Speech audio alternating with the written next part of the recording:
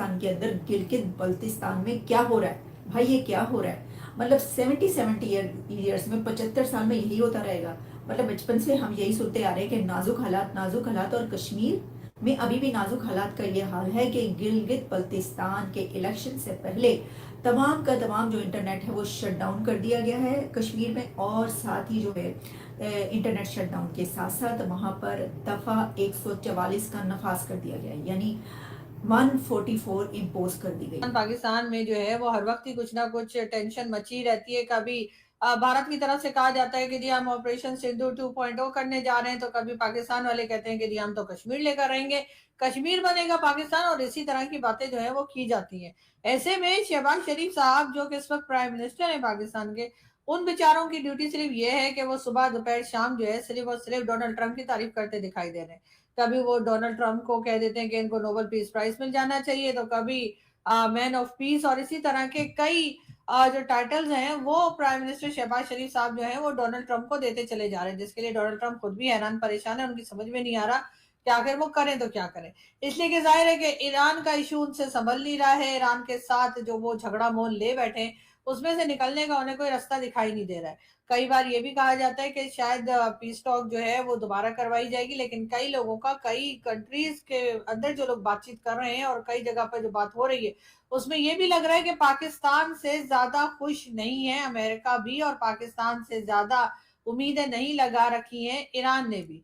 ऐसे में हमारे जो पॉलिटिशियन है वो करे तो क्या करें। एक तरफ तो गिलगित बल्तिस्तान के इलेक्शंस चल रहे हैं, जिसमें कि एक दूसरे से बढ़ चढ़कर बातें की जा रही हैं।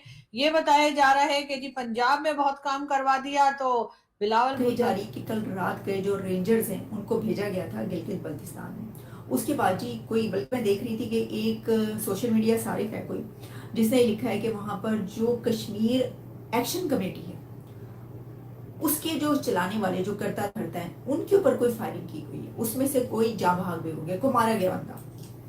हाल ही में मौलाना फ़ज़ल उर रहमान, जो कि पाकिस्तान का एमपी है, उसका स्टेटमेंट आया है कि पाकिस्तानी फ़ोर्सेस अपना कंट्रोल खोते जा रही है। उनका कहना है कि बलूचिस्तान और गिलगित बाल्टिस्तान सिक्योरिटी फोर्सेस और पाकिस्तानी इस्टेब्लिशमेंट से गुस्सा है, और सेपरेट होने की डिमांड्स वहाँ ज़ोरों शोरों से हो रही है। गिलगित बाल्टिस्तान भारत का ही हिस्सा है जिसे पाकिस्तान कब्जा कर बैठा है। हमारे पार्लियामेंट में भी गिलगित बाल्टिस्तान के लिए 24 सीटें हैं, जो इस बात का प्रमाण देती है कि गिलगित बाल्टिस्तान हमारा ही अखंड हिस्सा है। पाकिस्तान गिलगित बाल्टिस्तान में फेक इलेक्शंस कराता है और मिलिट्री इस्टेब्लिशमेंट के लोगों को ही सत्ता में ला देता है, ताकि कोई लीडर उनके खिलाफ आवाज़ ना उठा सके। यह जो गिलगित बाल्टिस्तान में सेपरेशन की डिमांड्स उठ रही हैं, इसका सबसे बड़ा कारण है स्थानीय लोगों का शोषण, जो कि पाकिस्तानी इस्टेब्लिशमेंट कर रही है। वहाँ से चाइना की मदद से बड़ी मात्रा में माइनिंग और रेयर अर्थ मिनरल्स को बाहर निकाला जा रहा है। साथ ही में ये भी देखने को मिल रहा है कि पाकिस्तानी फ़ौज का स्थानीय लोगों के साथ रवैया ठीक नहीं है। फ़ौज अपनी मनमानी करती है, जिसके लिए ये भाड़े के फ़ौजी बदनाम भी हैं।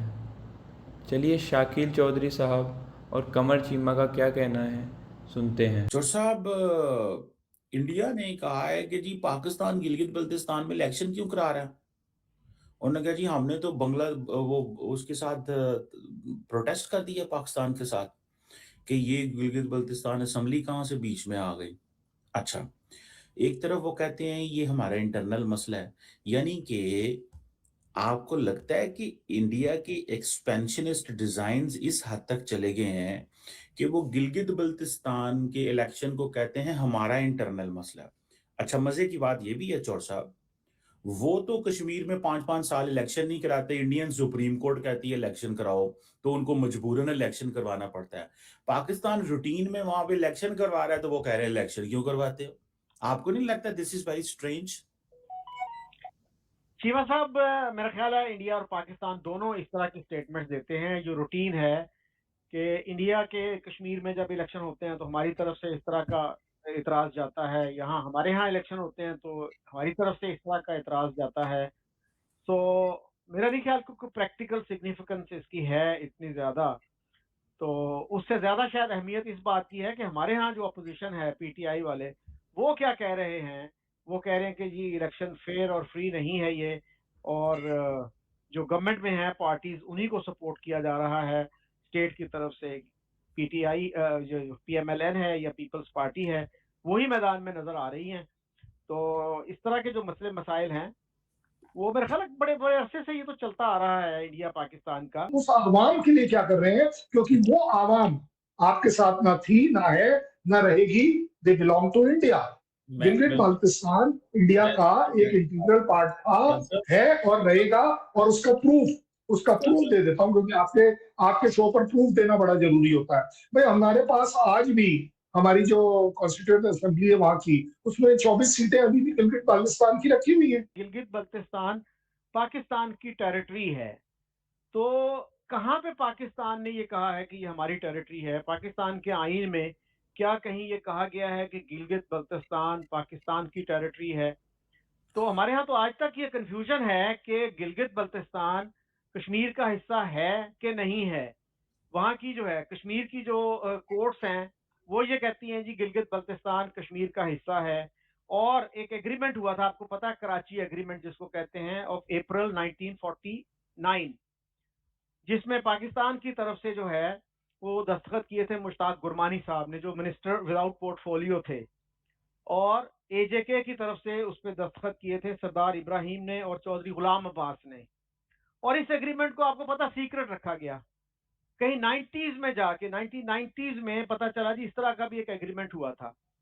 तो उसकी क्या हैसियत है आज तक हमें तो क्लियर ही नहीं है कि Gilgit Baltistan is it part of Pakistan और is it a separate territory, उसका स्टेटस क्या है। वहां के लोग तो कहते हैं सरजमीन बे आइन, कि आइन ही नहीं है उसका तो कुछ भी। तो ये जो मसले मसाइल हैं इनको मेरा ख्याल हमें खुद अपने जहन में क्लैरिटी होनी चाहिए कि हम क्या क्या अरेंजमेंट है, ये गिलगित बल्तिस्तान से हमारा स्टेटस क्या है। ये गिलगित बल्तिस्तान की जो आपने बात की, तो गिलगित बल्तिस्तान की हिस्ट्री अगर आपने पढ़ी हो तो उसमें एक मेजर ब्राउन थे, उनका रोल बड़ा अजीब मुझे नजर आता है कि वो ब्रिटिश गवर्नमेंट के मुलाजिम थे और उन्होंने कहते हैं जी कि वहां पे बगावत कर दी। वो गिलगित स्काउट्स के एक वो थे, ओहदेदार थे, और महाराजा का जो वहां नुमाइंदा था ब्रिगेडियर घनसारा सिंह, उसको कहते हैं जी गिरफ्तार कर लिया था। तो in which capacity really he did this all this. और फिर वो जो है ब्रिटिश गवर्नमेंट ने उसको 1948 में अवार्ड दिया most excellent order of the British empire. और फिर गवर्नमेंट ऑफ पाकिस्तान ने भी उसको बाद में एक वो दिया सितारा इम्तियाज। और वो 1959 तक पाकिस्तान में रहा, 1984 में उसकी डेथ हुई। तो उसका क्या रोल था, मतलब how did he rebel against Maharaja's government in Gilgit. और वो कहते हैं जी उसने पाकिस्तान का हिस्सा बनाया इसको। और ब्रिटिश गवर्नमेंट जो थी वो वाजिद पार्टी, उसको जो अवार्ड दिया गया, इस पे जरा रोशनी डालिए।